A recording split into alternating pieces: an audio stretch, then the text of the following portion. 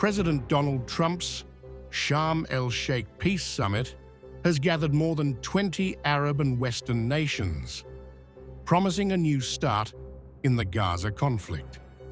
The plan calls for an immediate ceasefire, Israeli troop withdrawal, and Arab-led reconstruction of the Strip. But while Washington celebrates what it calls a breakthrough, Moscow and Beijing are urging caution, both questioning whether the plan truly addresses the root of the crisis.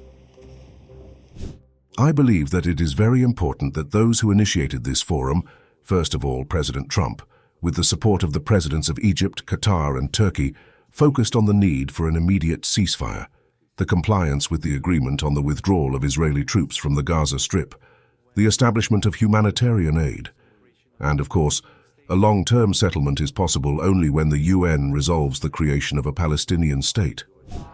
From Moscow, Foreign Minister Sergey Lavrov welcomed Trump's mediation, but stressed that the proposal mentions statehood only in vague terms, confined to Gaza, not the entire Palestinian territory. Lavrov called for adherence to 1967 UN border, warning that piecemeal arrangements will not bring lasting peace. We have noticed that in the peaceful plan of Donald Trump, only the Gaza Strip is discussed, and statehood is mentioned there, but in fairly general terms. It is necessary to concretize these approaches, including to determine what will be on the western bank of the Jordan River, because the UN resolves the creation of a single territorially whole Palestinian state at the turn of 1967.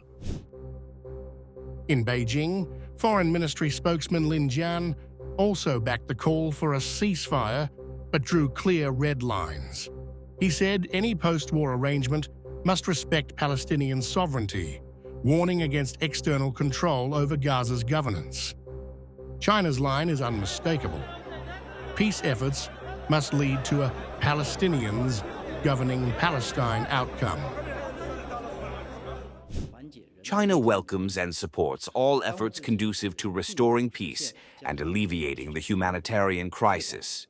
What is urgent now is to realize a comprehensive, lasting ceasefire in Gaza as soon as possible, ensure the effective alleviation of the humanitarian crisis, and restore stability in the region.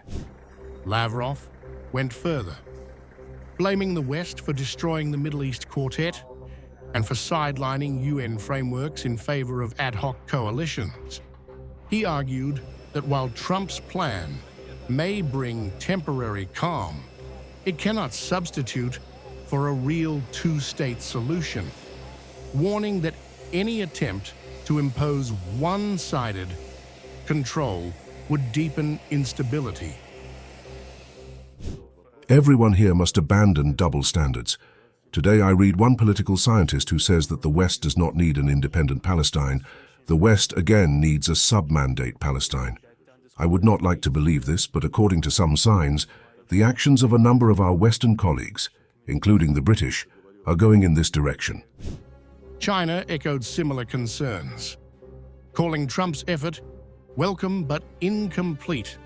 At the MFA podium, Lin Jian said any plan that ignores the two-state framework risks failure.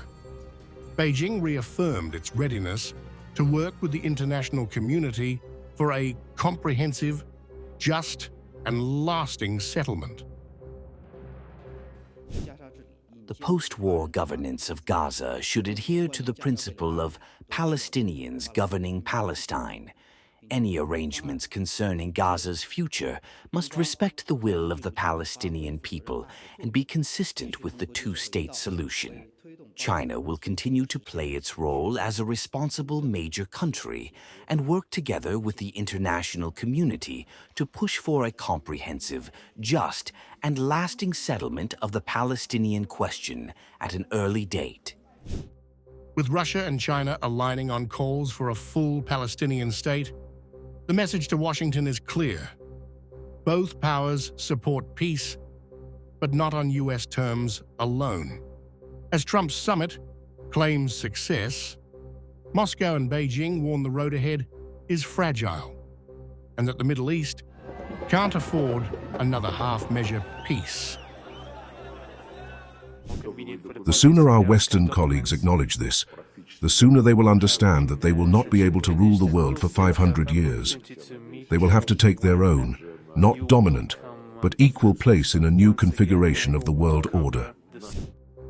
As Trump's Gaza peace drive unfolds, Moscow and Beijing's cautious tone exposes the deeper rift shaping today's diplomacy. Both powers back the ceasefire, but reject any deal that sidelines Palestinian sovereignty or bypasses UN legitimacy. For Russia and China, this summit is not just about Gaza. It's a test of who defines peace in the new world order.